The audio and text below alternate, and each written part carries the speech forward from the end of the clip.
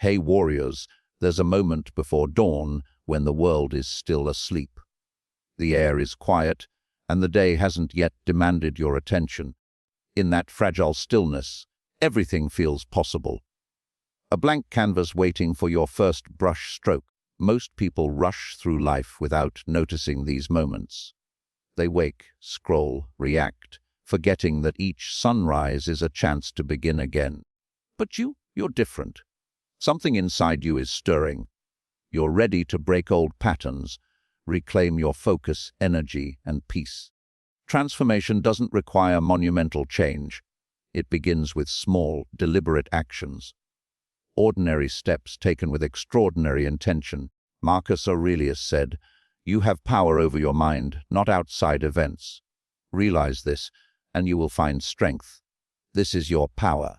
The way you start your day, the choices you make, the habits you form, they all shape your life." Over the next 7 days, we'll explore 5 simple habits that can change your energy, your clarity, and your focus. They'll help you stand firm when life shakes, calm your mind when emotions rise, and awaken a quiet strength you may have forgotten.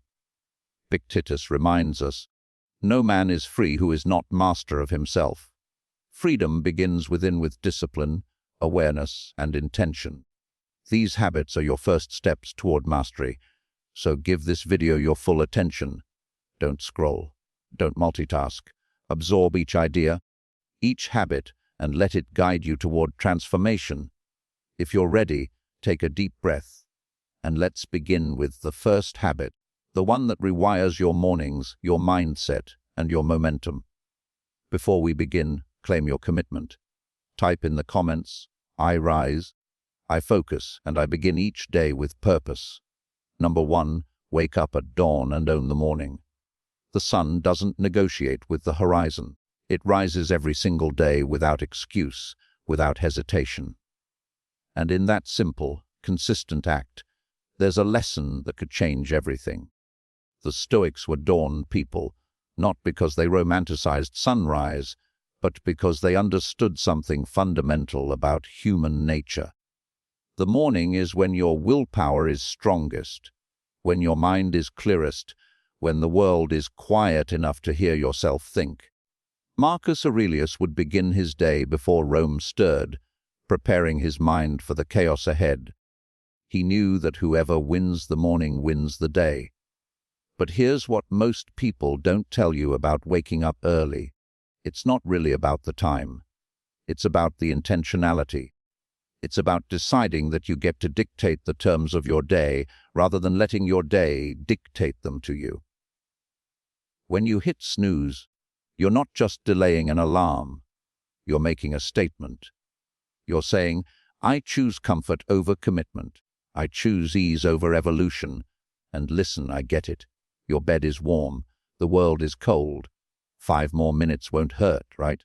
Except that those 5 minutes become 10, 10 becomes 20. And suddenly you're rushing, skipping breakfast, forgetting something, starting your day in a state of reaction instead of intention. You've surrendered your power before you even stood up. Seneca wrote about the preciousness of time. He said, "We act as if we're going to live forever, wasting hours like we have an infinite supply, but we don't. Every morning you sleep through is a morning you'll never get back. Not to scare you, to wake you up. Literally. Here's what this habit actually looks like. Set your alarm for dawn or 30 minutes before you normally wake up. If dawn feels too extreme right now, when it goes off, and this is crucial, count down from 5, 4, 3, 2, 1. Then move, don't think. Don't negotiate. Move your body out of that bed, because in that 5-second window, you're more powerful than every excuse your mind is about to generate. Once you're up, don't immediately grab your phone. Don't scroll. Don't check emails. Don't let someone else's emergency become your morning. Instead, drink water, stretch your body. Look out a window. Take 3 deep breaths. Remind yourself, I am here. I am alive. I have today. The first hour of your day sets the tone for the next 23. If you start rushed, you'll stay rushed. If you start anxious, you'll carry that anxiety. But if you start with intention, with presence, with a quiet moment of gratitude for another day, everything shifts. You become the author of your experience instead of a character reacting to everyone else's story. And here's the beautiful part. After just 3 days of this, your body adapts. You start waking up naturally. Your mind becomes sharper. You notice you have time, actual time. Time to think, to plan, to do something for yourself before the world asks anything of you. It feels like freedom because it is freedom. Think about the people you admire, the ones who seem to have their lives together, the ones who create, who build, who lead. Almost all of them guard their mornings. They understand that you can't serve from an empty cup. You can't give your best to the world if you haven't first given something to yourself. This isn't about becoming a productivity machine. It's about honoring yourself, about saying, I matter enough to wake up for. My dreams matter enough to give them the best part of my day, not the leftover scraps of energy at night when I'm exhausted. The Stoics practiced what they called premeditatio malorum, the premeditation of evils. Each morning, they'd mentally prepare for the challenges ahead. Not to be pessimistic, but to be ready, to not be surprised by difficulty. When you own your morning, you create space for this kind of mental preparation. You armor yourself not with denial, but with acceptance and readiness. 1 week, that's all I'm asking. 7 mornings where you rise with the sun, where you choose discipline over comfort, where you prove to yourself that you're stronger than your circumstances. And watch what happens. Watch how your confidence grows. Watch how problems that seemed massive at night feel manageable in the morning light. Watch how you start to trust yourself again. Because that's what this is really about. Trust. Every time you keep a promise to yourself, even a small one like waking up on time, you rebuild that trust. You become someone you can rely on, and that changes everything. The sun doesn't wait, neither should you. Declare it right now. I own my mornings and I own my life. Number 2, 30 minutes of daily reflection. There's a version of you that exists beneath all the noise, beneath the notifications, the obligations, the endless mental chatter about what you should be doing, could be doing, might be doing. That version, it's wise. It's clear. It knows exactly what matters.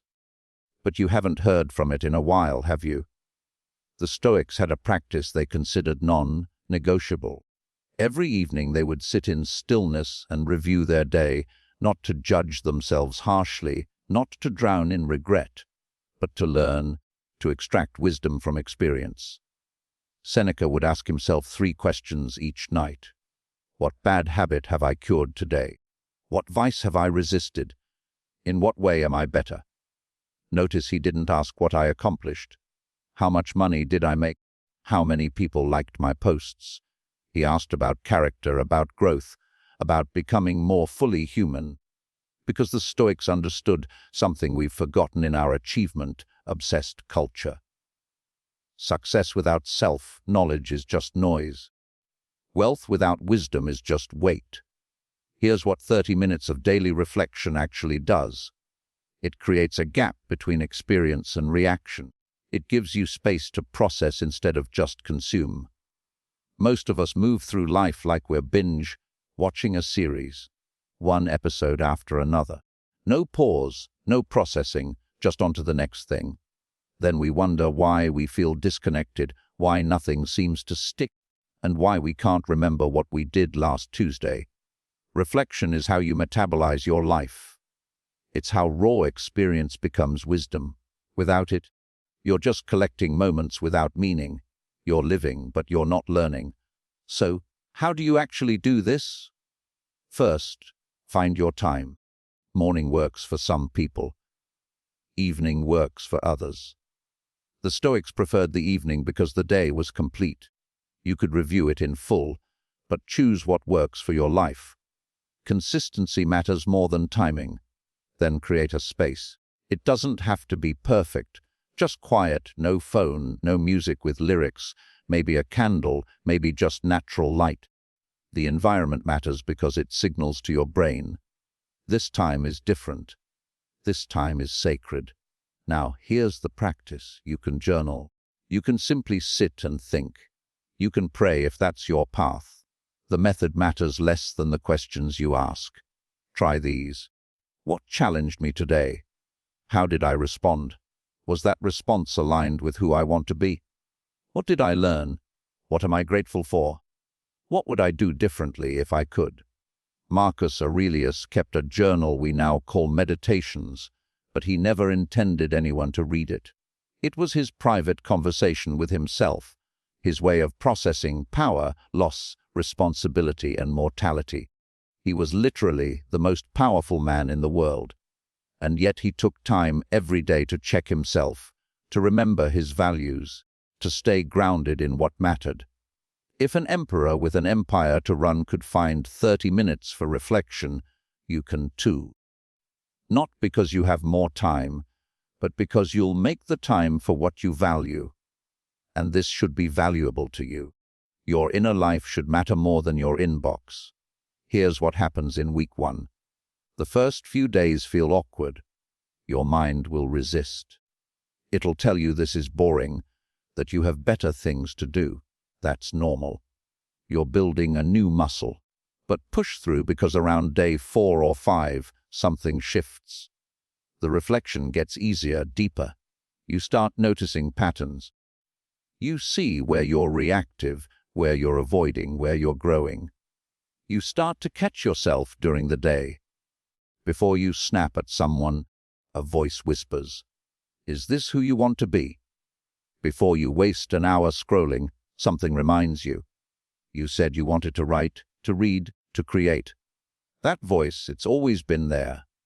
Reflection just turns up the volume. The practice also creates accountability. But the good kind, not shame-based, not punishment, just honest assessment. You become your own wise mentor. The Stoics called this your inner demon, a guiding spirit that knows your potential and won't let you settle for less. And here's the profound part. When you regularly reflect, life stops happening to you and starts happening for you. Obstacles become teachers. Failures become feedback. Pain becomes the tuition fee for wisdom. Nothing is wasted. Everything has purpose. Not because the universe is specially arranging things for you, but because you've developed the eyes to see the lesson in everything. Epictetus taught that we have 2 ears and 1 mouth for a reason. We should listen twice as much as we speak. But I'd add this. We also need to listen to ourselves, to our own inner wisdom. Reflection is that listening. It's how you hear what your life is trying to teach you. 30 minutes, 1 week, that's the commitment. Sit with yourself. No distractions, no escape, just you and your thoughts, and the quiet recognition that you're worth this time, that your growth matters, that becoming who you're meant to be is the most important work you'll ever do. Pause for a second. If you're brave enough to face yourself honestly, write, "I make time to know myself deeply." Number 3, move, sweat daily. Your body is not a machine you operate. It's not a vehicle you're stuck driving, it's you. Completely, undeniably you. And right now, it's trying to tell you something. The tension in your shoulders, the heaviness in your chest, the restlessness you can't name, that's not a weakness. That's energy trapped inside, begging for release. The Stoics didn't separate mind from body. They understood what modern science is only now confirming. You cannot have a strong mind in a neglected body. Marcus Aurelius practiced wrestling and boxing not for vanity, not for competition, but because physical struggle taught him about mental resilience. Every drop of sweat was a lesson in endurance. Every burning muscle was a reminder. I am stronger than I think. Seneca, despite chronic illness, would take long walks and cold baths. He wrote, "We suffer more in imagination than in reality." He knew that physical discomfort trained you to handle life's inevitable hardships. When you voluntarily choose a challenge in your body, you build the capacity to face challenges in your life. But here's what we need to address honestly. Most of us have a complicated relationship with movement. We've turned it into punishment, into something we should do, into a way to fix what's wrong with us. We've made it about aesthetics and Instagram and before and after photos. We've stripped all the joy and meaning from it. No wonder we avoid it. Let me reframe this completely. Movement is not about changing how you look. It's about remembering what you're capable of. It's about feeling alive in your own skin. It's about processing emotions that live in your body, not just your mind. Anxiety, anger, grief, frustration, these aren't just thoughts, they're physical, and they need physical release. When you move your body, when you actually sweat, something chemical happens. Endorphins flood your system, cortisol drops, your brain literally changes. But something spiritual happens, too. You reconnect. You come home to yourself. You remember, I am not just a thinking thing. I am a living, breathing, moving creature. I am alive. Here's what this habit looks like in practice. 30 minutes every day of movement that makes you sweat. Not a gentle stroll. Not stretching on your couch, real movement. Running, dancing, lifting weights, swimming, biking, jumping rope, and yoga that challenge you. Anything that raises your heart rate and reminds your body that it was built for more than sitting. And I know what you're thinking. I don't have time. I'm not athletic. I'm too tired. I'm too out of shape to start. Every single one of those thoughts is your fear talking, not the truth. Fear. Fear that you'll fail. Fear that you'll look foolish. Fear that it'll be hard. And you're right, it will be hard, especially at first. But here's the secret the Stoics knew. Hard is where growth lives. Comfort is where dreams go to die.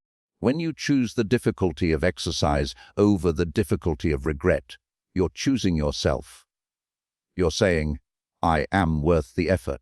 My health is worth protecting. My life is worth living fully. Start small if you need to. 10 minutes, 15, but do it every single day. Consistency builds the habit. Consistency rewrites your identity. You stop being someone who should work out and become someone who does. That shift, that's everything. The Stoics practiced voluntary discomfort. They'd sleep on hard floors, skip meals, and expose themselves to cold. Not to be extreme, but to prove to themselves, I can handle more than I think. Your daily movement is that proof. Every time you push through when your mind says stop, you're building evidence. Evidence that you're disciplined, that you're committed, that you're someone who keeps promises to themselves. And let's talk about what happens mentally. You know that fog that sits on your brain, that heaviness, that sense of being stuck. Movement clears it like wind clearing smoke. After you sweat, problems that seemed impossible suddenly have solutions. Decisions that felt overwhelming become clear. It's not magic, it's biology.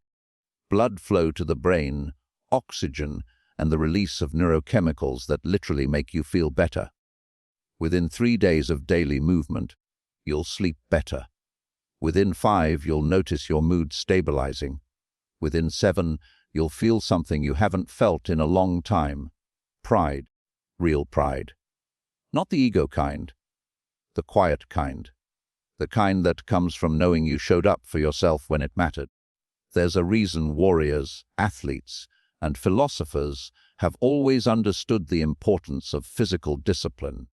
Because the body teaches what the mind forgets, that you're resilient, that discomfort is temporary, that you're capable of far more than you believe.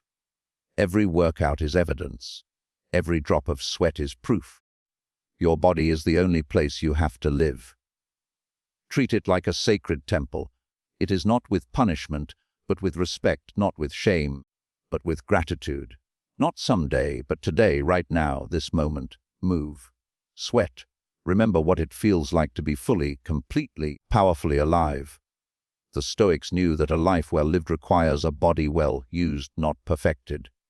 Not Instagram ready, just strong enough to carry you through your purpose, healthy enough to support your dreams, vital enough to feel joy. That's what this habit gives you. Not a different body, a reclaimed life. Your body is listening. Tell it what you're about to do. Comment. My body is strong and I honor it with movement. Number 4, digital detox for 2 to 3 hours. There's a thief in your pocket, silent, sophisticated, stealing something more precious than money. It's taking your attention, your presence, your ability to think deeply, feel fully, be here now. And the worst part, you invited it in. You check it first thing in the morning, last thing at night, hundreds of times in between. You know what I'm talking about, your phone. The Stoics lived in a different world, but they faced the same battle. Distraction. Marcus Aurelius wrote, "Confine yourself to the present."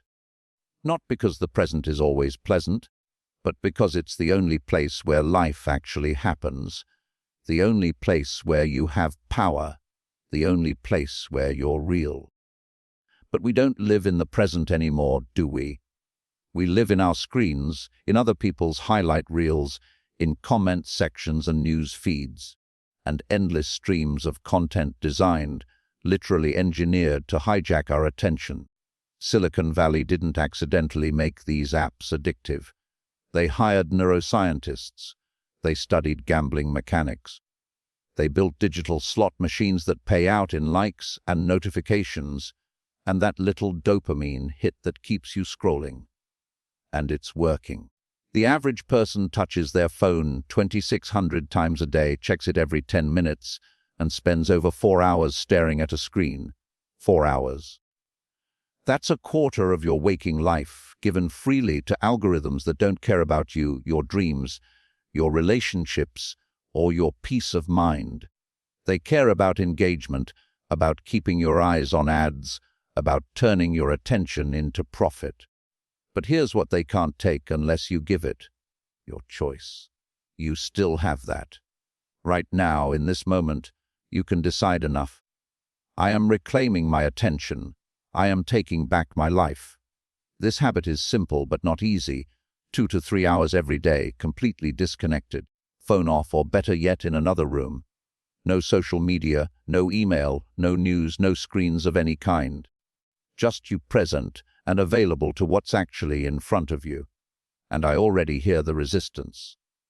But what if someone needs me? What if I miss something important?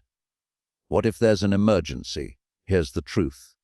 For thousands of years, humans survived without instant connectivity.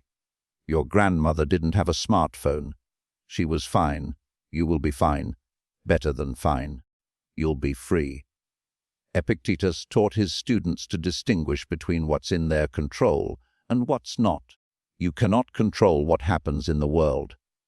You cannot control what people post, what news breaks, what crisis unfolds, but you absolutely control where you place your attention. And right now, you're giving it away, volunteering it, surrendering it to forces that do not have your best interest at heart. Here's how to implement this. Choose your window. Maybe it's 6:00 to 9 in the evening. Maybe it's Saturday mornings. Maybe it's the first hour after you wake up and the last hour before bed. Choose what works, but choose deliberately. Then protect it fiercely like your life depends on it, because in many ways it does. During these hours, rediscover what it means to be human. Read a physical book. Have a face-to-face conversation. Cook a meal with your hands. Sit in silence. Draw. Write in a journal. Take a walk without headphones. Look at the sky. Notice the details of your actual life, not the curated versions of other people's lives. The first day will feel weird. Your hand will reach for your phone automatically. You'll feel phantom vibrations. You'll experience something close to withdrawal, because that's literally what it is. You're detoxing from an addiction, but don't quit. Breathe through it. Notice the discomfort without obeying it. The Stoics called this voluntary hardship, choosing difficulty now to build strength for later. By day 3, something remarkable happens. Your mind starts to clear. You notice you're calmer, less reactive, and less anxious about things that don't actually matter. You realize how much of your stress was imported, how much of your discontent came from comparison, how much of your time was spent consuming instead of creating, watching instead of living. By day 7, you'll wonder how you ever lived any other way. You'll have finished that book you started months ago, had that conversation you've been putting off, and made progress on the project that matters. Most importantly, you'll have been present, actually, here engaged with your real life instead of everyone else's digital performance. The Stoics believed in memento mori. Remember, you will die, not to be morbid, but to be motivated. Your time is finite. Every minute scrolling is a minute you'll never get back. Every hour lost to digital noise is an hour not spent on what matters, on who matters, on becoming who you're meant to be. Think about your deathbed. Seriously, imagine yourself at the end of your life looking back.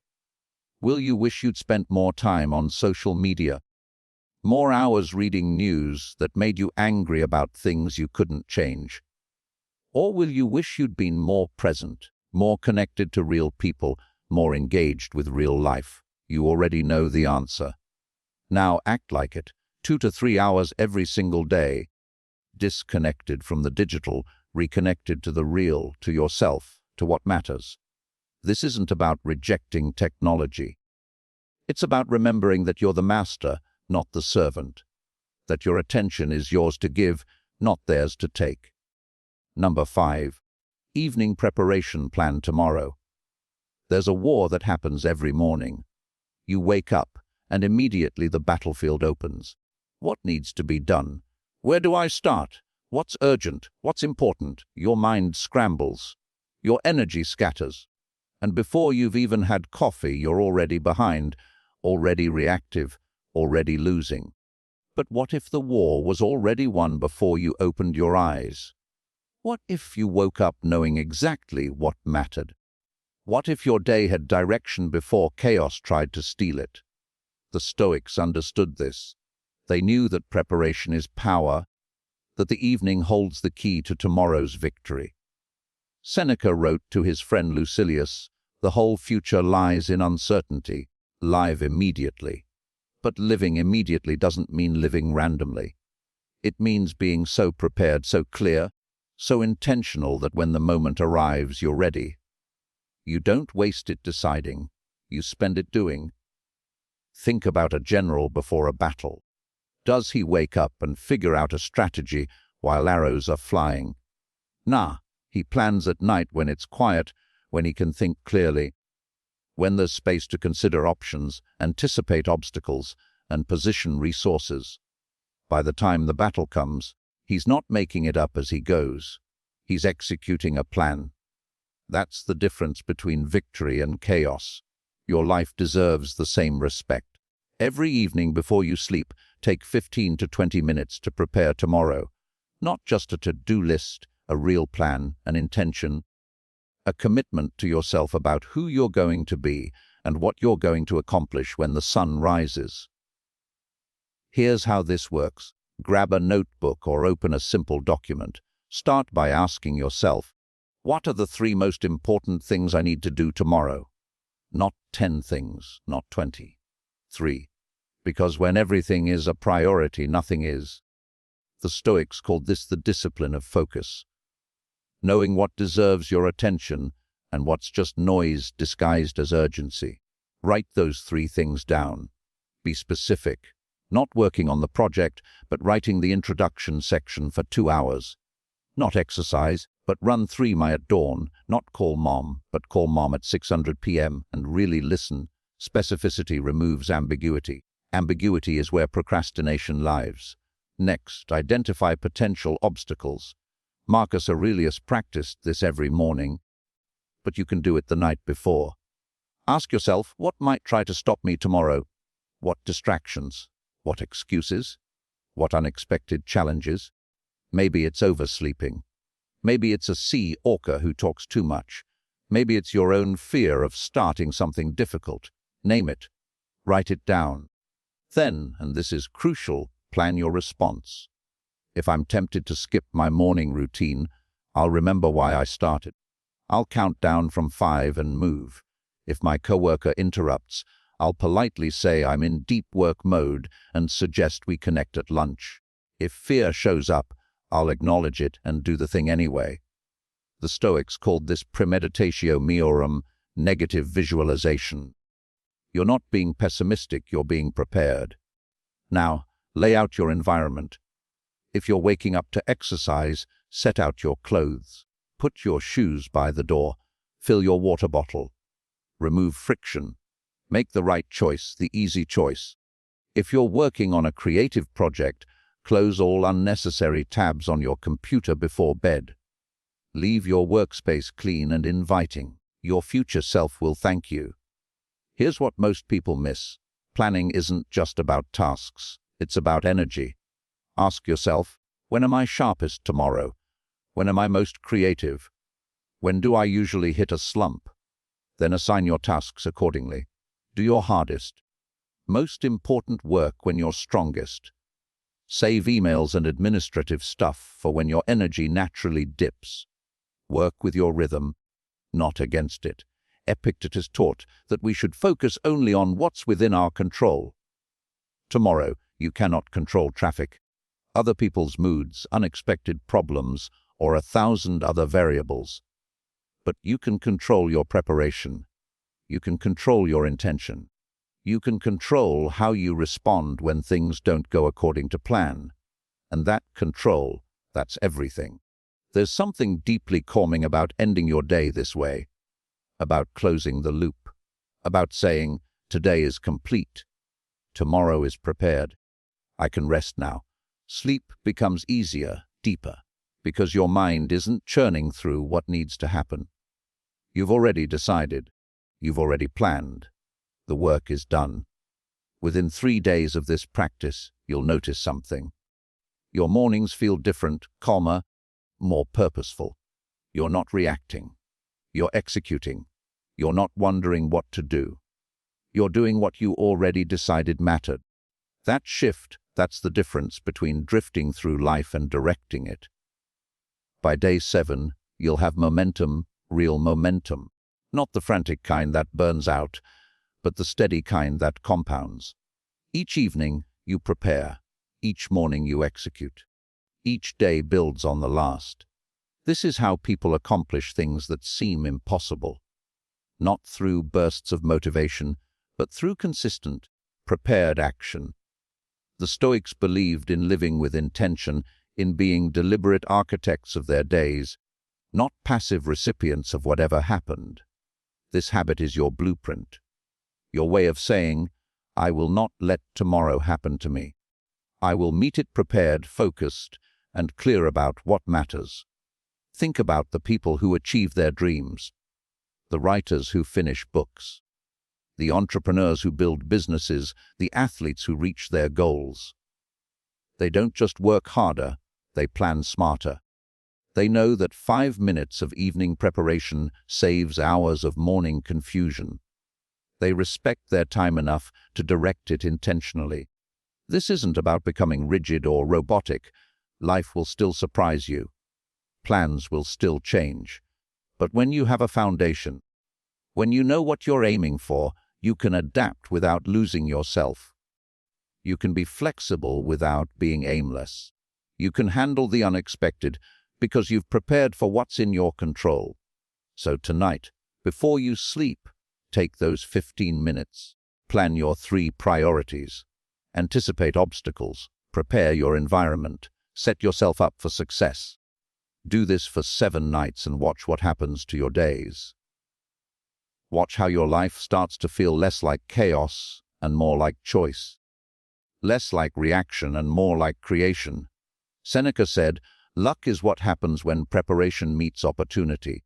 Tomorrow will bring opportunity. The question is, Will you be prepared tonight before you sleep? Come back here and post. I prepare tonight. I execute tomorrow. I win every day. So here we are. 5 habits, 7 days, 1 choice. You could close this video and go back to scrolling. Back to the same patterns, same complaints, same feeling that something's missing. That's easy. That's familiar. Or you could do something different, something courageous. You could actually try. The Stoics didn't write philosophy for libraries. They wrote it for life, for real people facing real struggles, for moments exactly like this one. When you're tired of who you've been and ready to become who you're meant to be, they knew that wisdom without action is just entertainment, that inspiration without implementation is just noise. These 5 habits, waking at dawn, daily reflection, movement, digital detox, and evening preparation, they're not complicated, but they are transformative. Not because they're magic, but because they're consistent, because they compound. Because tiny changes done daily don't stay tiny. They grow, they multiply. They reshape your entire life from the inside out. 1 week, that's all I'm asking. 7 days of commitment to yourself. 7 days of choosing discipline over distraction. 7 days of proving that you're capable of more than you think. And if after 7 days you don't feel different, if you don't notice a shift in your energy, your clarity, your sense of purpose, then go back. No judgment. However, I don't think you will, because once you experience what it feels like to be truly present in your own life, you can't go back to sleepwalking. Marcus Aurelius said, "You have power over your mind, not outside events. Realize this, and you will find strength. This is your power. These habits, this moment, this choice. So do this for me. Hit that like button. Drop a comment with the habit you're committing to first. Share this video with someone who needs to hear it. Subscribe to this channel because we're just getting started. And most importantly, start today. Right now, not tomorrow, not when conditions are perfect. Now, your life is waiting, meet it. This is where excuses die and action begins. Seal your promise below. I am ready. I start now.